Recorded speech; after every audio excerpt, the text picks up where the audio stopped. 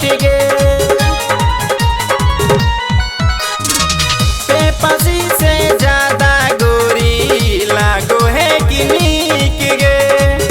एगो चुम्मा हमरा दे दे लागो है कि मीठ गे। गजरा वाली गे छौड़ी गजरा वाली गे। गजरा वाली गे छौड़ी गजरा वाली गे। गे छौड़ी नाई मार तिरछी नजरिया छौड़ी पायलवा वाली गे। गे छौड़ी नाई मार तिरछी नजरिया छौड़ी पायलवा वाली गे।